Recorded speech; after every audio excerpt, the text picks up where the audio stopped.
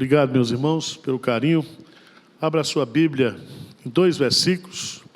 Primeiro, Mateus, capítulo 9, versículo 29. Depois, Lucas 17, versículo 5. Mateus,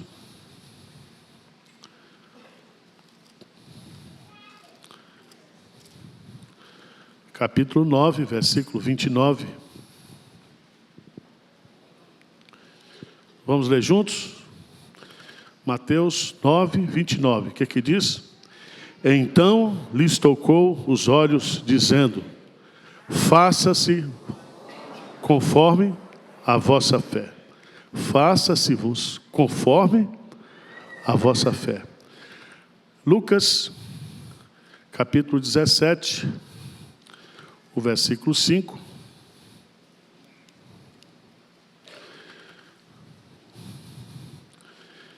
Vamos ler juntos também? Então disseram os apóstolos ao Senhor: aumenta-nos a fé. Amém. A grande pergunta que eu faço para você hoje de manhã é a seguinte: a sua fé cresceu este ano? Deus aumentou a sua fé neste ano ou não? Ou você está a mesma bagaceira do ano passado? A Bíblia fala, nesse versículo 9, desse capítulo 9, versículo 29, o que você espera que Deus faça em sua vida? Deus, Ele só fará alguma coisa na sua vida conforme a sua fé.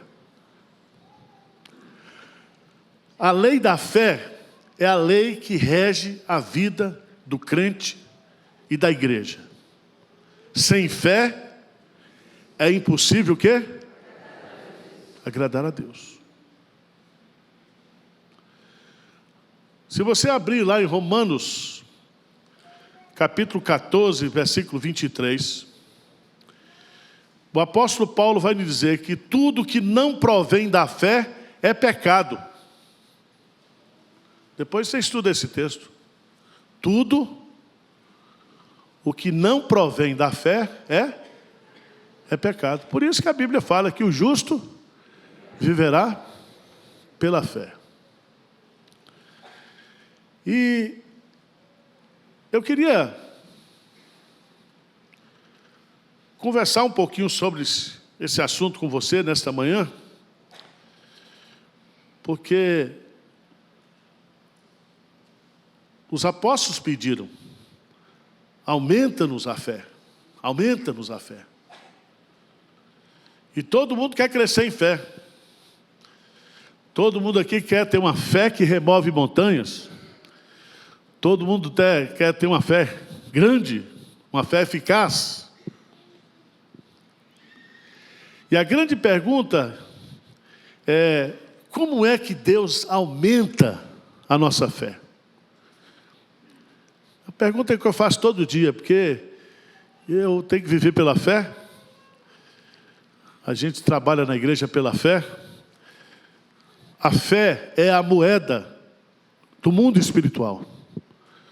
Você não consegue absolutamente nada, nenhum investimento, nenhum crescimento, nada no mundo espiritual, se você não usar a moeda da fé. E eu vou colocar aqui 4 respostas que eu vejo para essa pergunta. 4 respostas. Como Deus aumenta a nossa fé? E Ele aumenta a nossa fé através de testes, provações. Primeira maneira que Deus testa a nossa fé. Deus testa a nossa fé. Ele aumenta a nossa fé, colocando provações e dificuldades na nossa vida. Um crente que não é provado, um crente que não passa por dificuldades, por provações, não pode crescer na fé.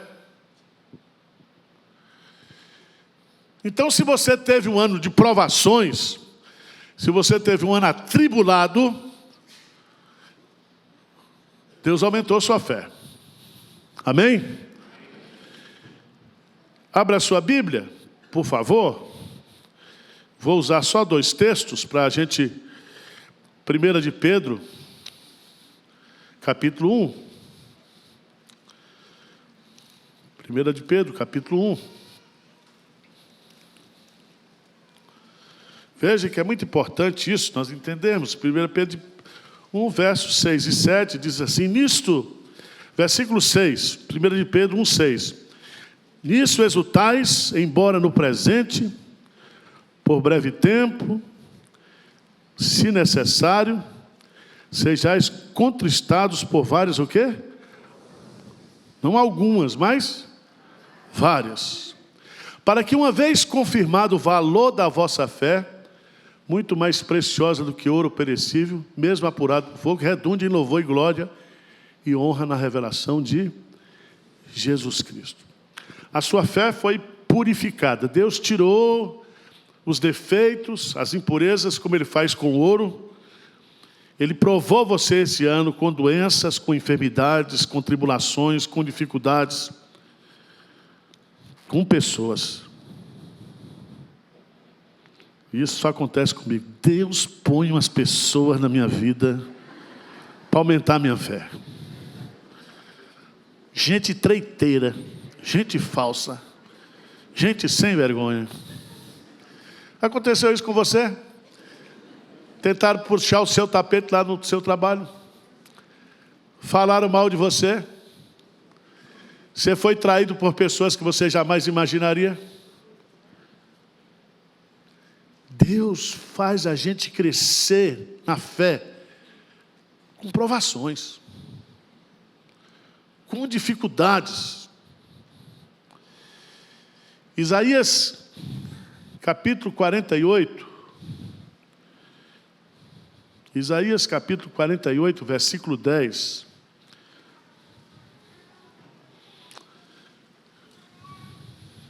Lê comigo, por favor.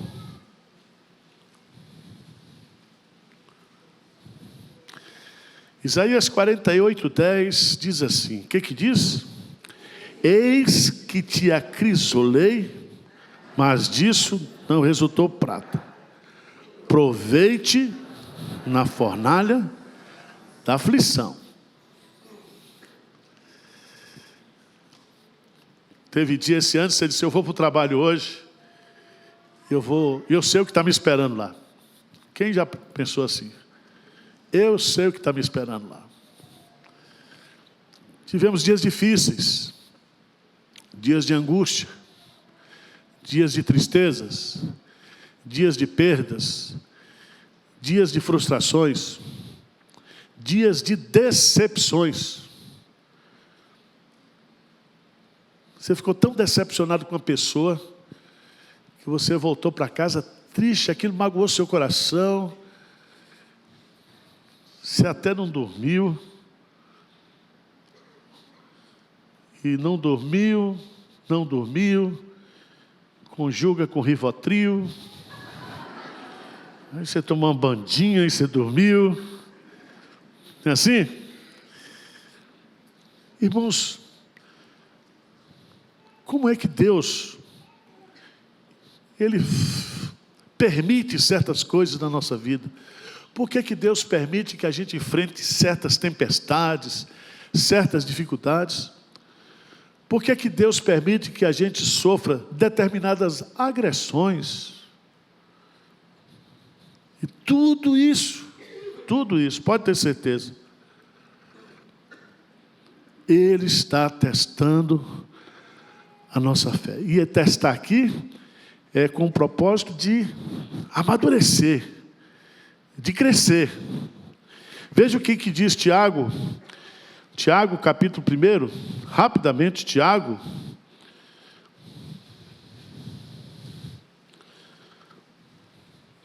Tiago, capítulo 1, é um texto clássico sobre essa questão das provações. E é muito bom você decorar esse texto aqui, porque esse texto é um texto diário na nossa vida.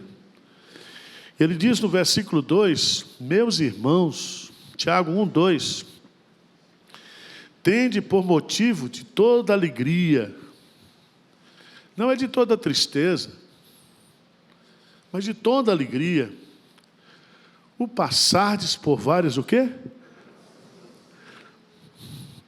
Eu gosto do verbo passar, porque não é ficar, é passar. Mas o crente, ele passa, aí você sai. Quando você sai, você entra noutra. Quando você sai, você entra noutra. Então é passar sempre. Você passa por uma aprovação no trabalho, quando chega em casa, passa por outra. É assim ou não é? Nós somos provados.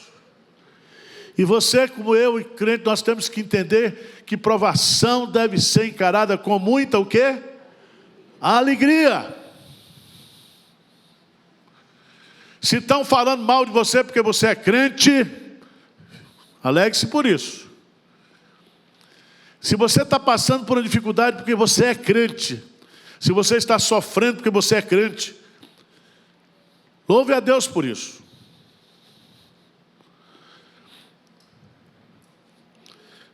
Mas em segundo lugar, Deus testa a nossa fé para aumentar a nossa fé, através de exigências que Ele faz para nós.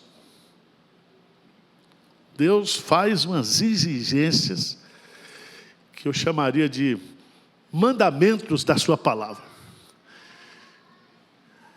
Quando você lê o Antigo Testamento, a gente sempre se lembra dos 10 mandamentos, não é isso? Os 10 mandamentos. Porque tem aquelas leis lá, você não dá muita importância, porque você diz, não, isso era lei cerimonial, lei civil. Você foca sempre nos 10 mandamentos, não é isso? Quando você vai para o Novo Testamento, e eu não quero desanimar você, sabe quantos mandamentos tem no Novo Testamento para o cristão? 1050. 1050 mandamentos.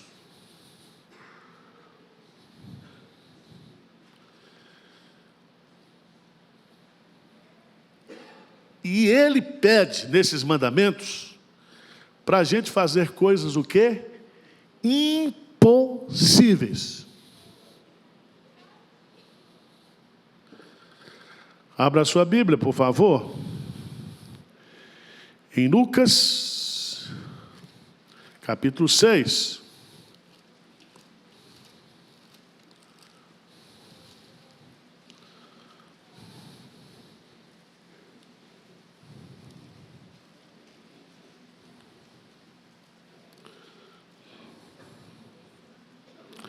No versículo 27, Jesus diz assim, Lucas 6, 27, só para animar você. Digo-vos, porém, a vós outros que me ouvis, amai os vossos o quê? E fazei o bem o que vos... O que é que você quer fazer com que vos odeiam? Hein?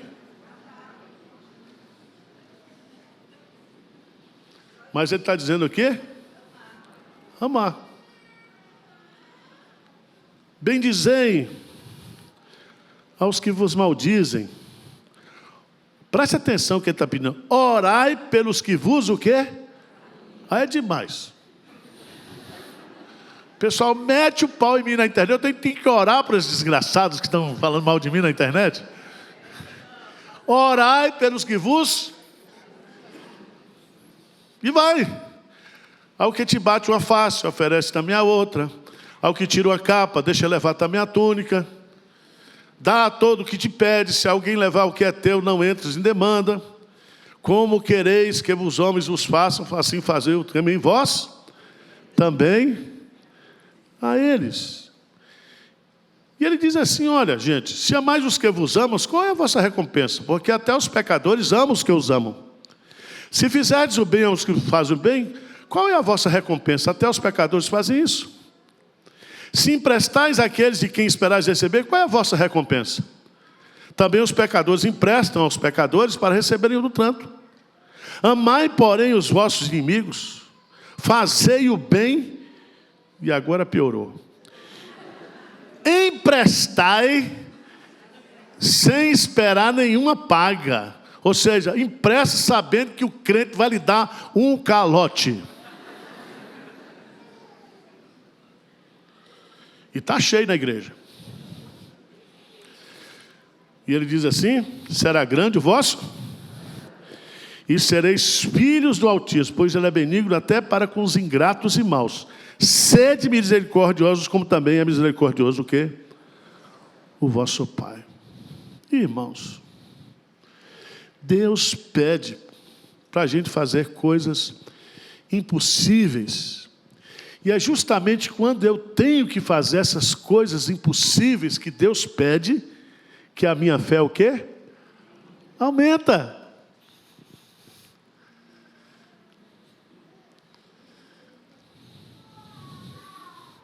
Se você não obedece a Deus, se você não está fazendo aquilo que Deus está pedindo para você, ainda que para você seja a coisa mais absurda do mundo, você não vai crescer. A sua fé não vai aumentar. Tem uns crentes que gostam, são aqueles crentes na igreja que eles não gostam de confusão. E crente não deve gostar de confusão mesmo. Aqueles crentes que não querem também ter comunhão. Não querem ter contato uns com os outros. Não querem se envolver na vida dos outros. Não querem receber ninguém na sua casa. Passa o ano todo sendo um crente que não enfrentou provações. Porque uma das maiores fontes de provações na nossa vida são as pessoas. Deus escala pessoas na minha e na sua vida como fontes de o quê? Provações. Você não cresceu nada. Você passou o ano todinho e não cresceu. Porque você não amou quem falou mal de você. Você não orou por aquele que perseguiu você. Você teve uma vida tão chata, tão monótona, que não é vida de crente. Vida de crente é na chapa quente. Vocês estão entendendo o que eu estou dizendo? Jesus diz: no mundo tereis o quê? Aflições. Se você não tem aflição nessa vida, o que é que você vai conversar lá no céu? Aliás, tem gente que está tão tranquilo que nem no céu ele pensa. Ele vive numa bolha. Ele vive no seu mundo. Ele é um narcisista espiritual.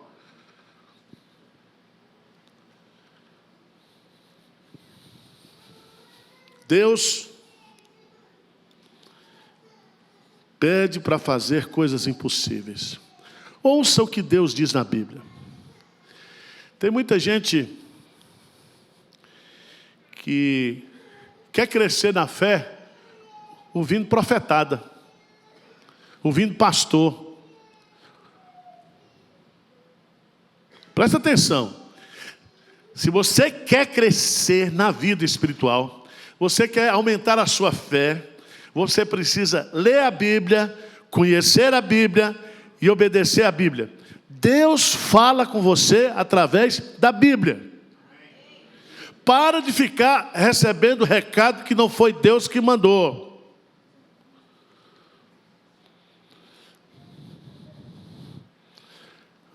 A partir de hoje, essa semana, você vai ouvir muita gente falando atitudes que você deve tomar para o seu ano ser melhor.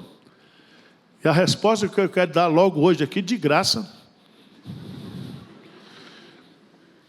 eu recomendo a você que você obedeça a palavra de Deus no ano que vem. que você ouça o que Deus diz na Bíblia e faça aquilo que está na Bíblia. Não é o que você quer, não é o que você sente, é o que Deus pede. Porque nós crescemos na fé quando nós fazemos aquilo que Deus pede, Deus exige.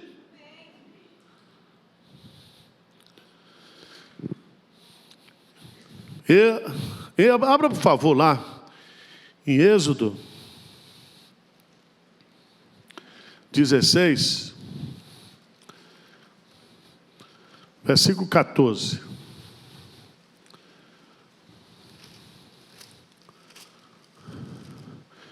Texto bastante conhecido.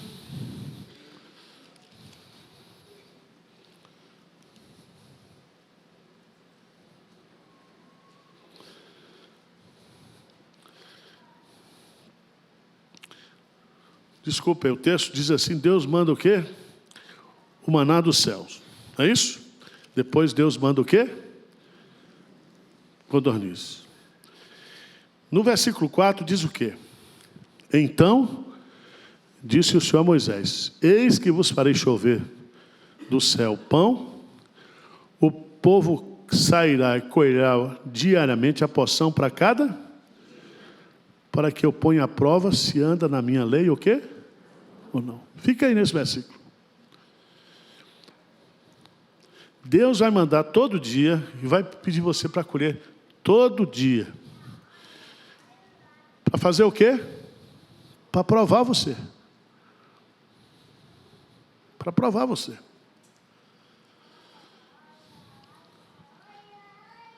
Se você pegar para 2 dias, vai apodrecer. Se você pegar para uma semana, vai apodrecer. Deus quer justamente que nós cresçamos na fé. E esse é o crescimento saudável, esse é o crescimento bíblico. Esse é o crescimento da maturidade cristã. É quando eu abro mão do meu querer para fazer o querer de Deus, a vontade de Deus. Mas vamos lá, o tempo está passando. Deus testa a minha fé com dificuldades, provações. Deus testa a nossa fé através de exigências, pedindo para eu fazer coisas o quê? Impossíveis. E essas coisas impossíveis que Ele me pede para eu fazer, está na Bíblia. Terceira coisa, Deus testa a nossa fé com dinheiro. Aí você vai dizer: nem no Natal, pastor, para de falar de dinheiro. Põe aí no chat.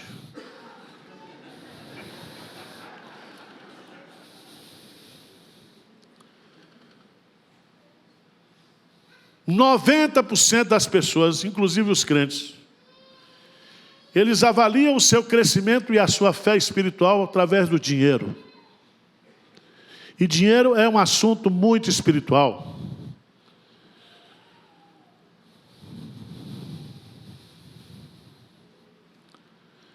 Vida espiritual tem tudo a ver como eu lido com dinheiro. E aqui entra um ponto que eu quero chamar a sua atenção. É que uma das formas que Deus usa para aumentar a minha fé é através do princípio da mordomia. E o que é o princípio da mordomia? O princípio da mordomia é eu saber que tudo que eu tenho, que tudo que eu recebo não é meu, mas é de Deus. Tudo que você ganhou esse ano, todo o seu faturamento é de Deus. Todos os bens que você possui, a casa, tudo que você tem, é de Deus.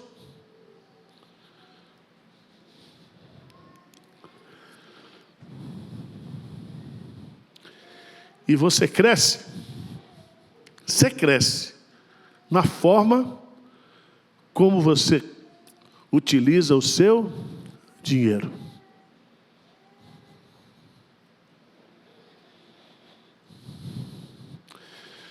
Quando uma empresa de auditoria, seja ela do governo, seja ela de uma empresa, ela quer identificar uma fraude.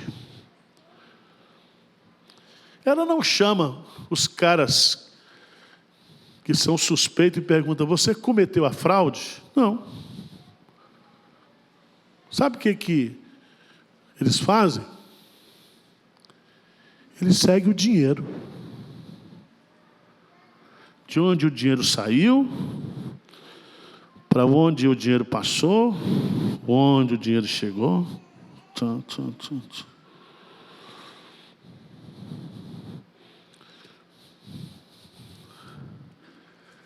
Deus está fora de moda, mas eu vou falar. Deus avalia a nossa vida pelo nosso talão de cheque, que está fora de moda agora pelas nossas transferências, nossos PIX na vida. Você pode estar encerrando bem esse ano.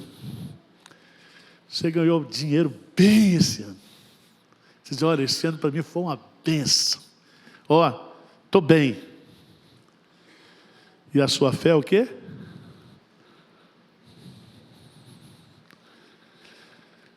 Você diz: olha, pastor, esse ano foi difícil para mim. Foi um ano atribulado.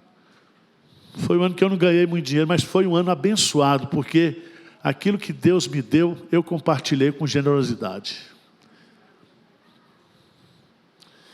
É interessante. A gente vai ficando pastor velho. Tem uns crentes na igreja que eles não gostam de que ninguém saiba quanto é que ele ganha. Quando ele dá o dízimo, ele dá o dízimo anônimo.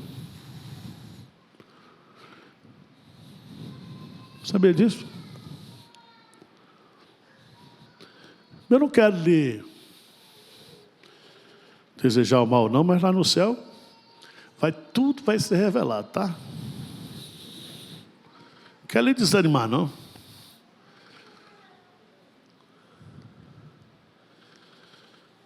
O que você fez com o dinheiro que Deus lhe deu esse ano?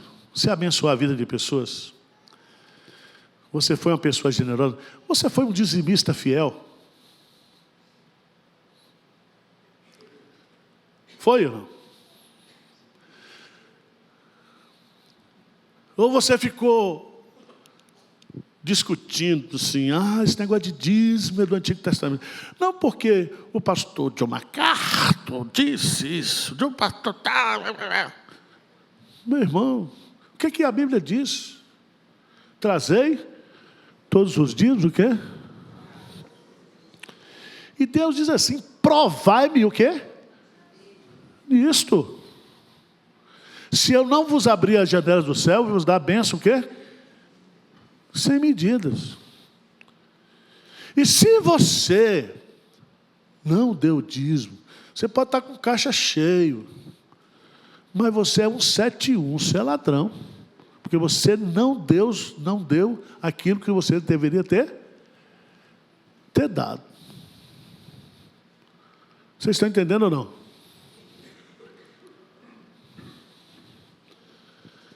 Você não cresce na fé se você não é uma pessoa generosa. Abra a sua Bíblia, por favor. Lá em 1 Crônicas 29, 19.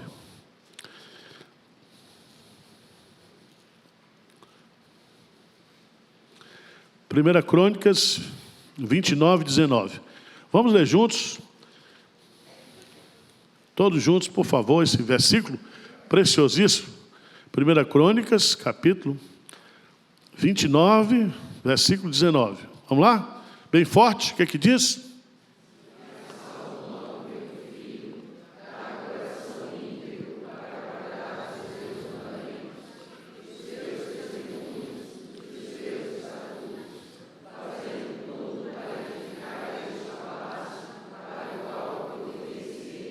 Amém. Mas é o versículo 14, está errado. Vamos lá para o versículo 14. Vamos ler juntos? Porque quem é o meu povo, para que pudéssemos dar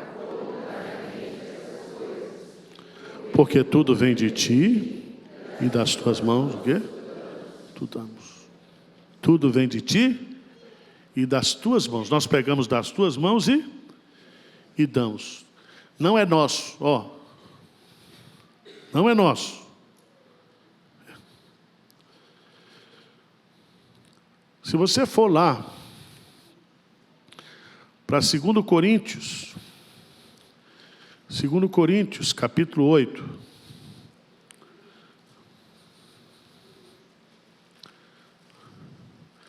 2 Coríntios, capítulo 8. Eu queria que Paulo fala sobre a generosidade aqui. E ele vai colocar para a gente aqui no capítulo 8 os princípios da generosidade.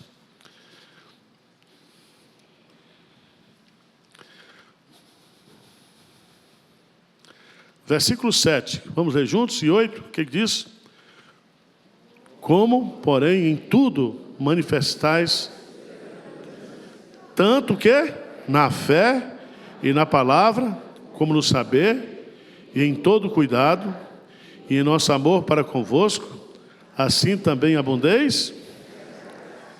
Não vos falo na forma de mandamento, mas para provar, pela diligência de outros, a sinceridade do vosso amor. Então veja, irmãos, quando eu concedo, quando eu sou uma pessoa generosa, quando eu sou um mordomo de Deus generoso, quando eu gasto menos comigo para abençoar a vida do outro, quando eu sou um dizimista fiel na igreja, quando eu sou uma pessoa que ajudo outras pessoas com generosidade, com amor, isso é uma expressão de fé, é uma expressão de amor, é uma graça que Deus nos dá, é um favor imerecido que Deus nos dá, a gente poder ser esse canal de bênçãos. Vocês estão entendendo ou não? Eu estava lendo, essa semana, a parábola dos talentos. Lembra da parábola dos talentos? Mateus capítulo 25. E eu li uma coisa aqui, me ajuda aí, que vocês são exegetas também.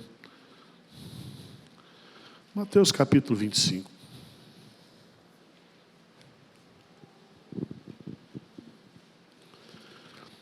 No versículo 20, então, aproximando-se ao que recebera 5 talentos, entregou outros 5 talentos, dizendo: Senhor, confiaste-me 5 talentos, eis aqui outros 5 talentos que ganhei.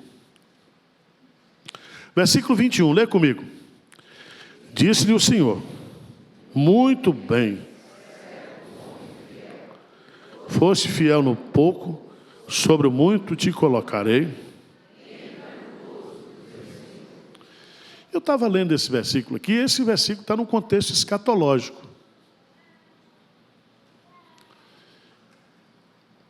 E eu não sei se eu estou fazendo a exegese errada, mas Jesus está dizendo que quem administra bem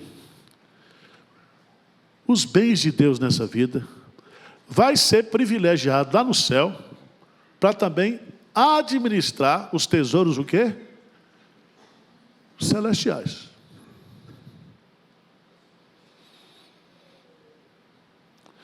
Porque não tem sentido ele dizer: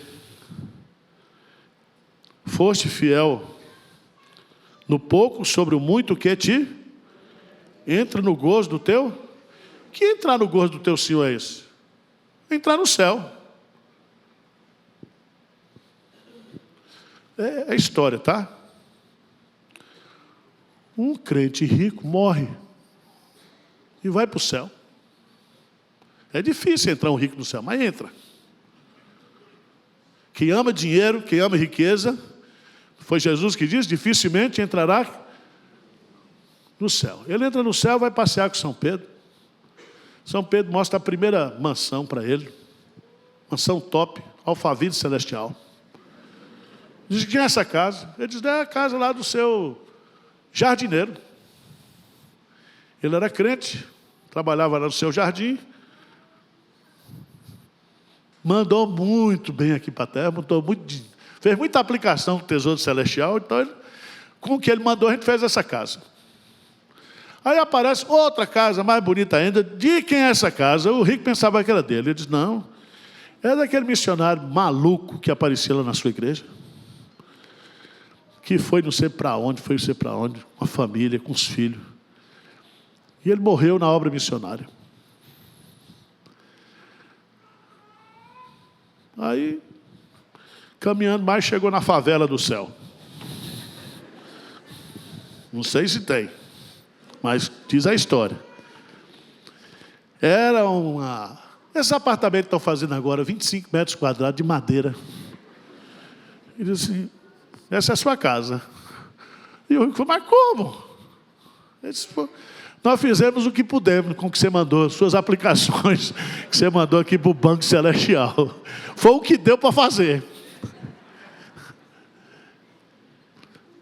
Eu fico pensando, nós vamos ter muita surpresa no céu. Porque eu acho que o céu não vai ser um negócio parado. Você acha que vai ser parado? Primeiro a gente começou no jardim. Então, esse pessoal que gosta de jardim, turismo, de árvore, tudo vai ficar no Éden. Porque a cidade, quem é urbano, quem gosta de São Paulo, metrópole, nós vamos tudo para a Jerusalém Celestial. Lá vai ter McDonald's, vai ter engarrafamento de anjo, vai ter assim. Lá vai ser um negócio... Porque, veja bem, vai ter um jardim na praça da cidade, não é isso? Está tudo lá no céu, mas é cidade. Porque o nosso Deus é metropolitano. Tem uns crentes todos que gostam de roça. Se você gosta de roça, você não vai para o céu. Céu é um lugar metropolitano. A metrópole celestial. A Jerusalém celestial. Nós vamos para a metrópole. E lá deve ter, como toda metrópole, o que tem lá em Nova York. Não tem? Lá na ilha de Manhattan? Eu vou estar lá. Pastor Arival aplicou bastante lá na terra. Ó a soberba. Mas vai estar lá. Virou executivo financeiro do céu. Não trabalhou na XP lá embaixo, mas está na XP celestial. Você já pensou nisso? Você esse ano ganhou e não dividiu nada. Você está com poupança boa, tudo, mas você está seco, você está infeliz. Infeliz. Porque infeliz é aquele que só tem o quê? Dinheiro. Por fim, irmãos, 9h. Deus testa a nossa fé. De que maneira? Mandando provação. Segunda maneira qual é? Hein? Fazendo o quê? Exigências. Terceiro, testando a nossa fé com dinheiro. Quarto, Deus testa a nossa fé através de atrasos. Já viu isso? Grande parte da minha vida e da sua vida é esperando. Sabia disso? Nós lançamos a campanha para comprar o galpão, 42 milhões. Eu fiz a conta, tem 1 milhão de inscritos no YouTube. Se cada um dá 42 milhões, vai ser fácil. Os abençoados do YouTube não deram nada. E nós não compramos galpão nenhum. A gente quis alugar aqui, a gente faz, ora, madrugada de oração, tudo, ora, e pede, faz. E as coisas não acontecem, presbítero Eduardo. O que a gente faz? Tem que esperar.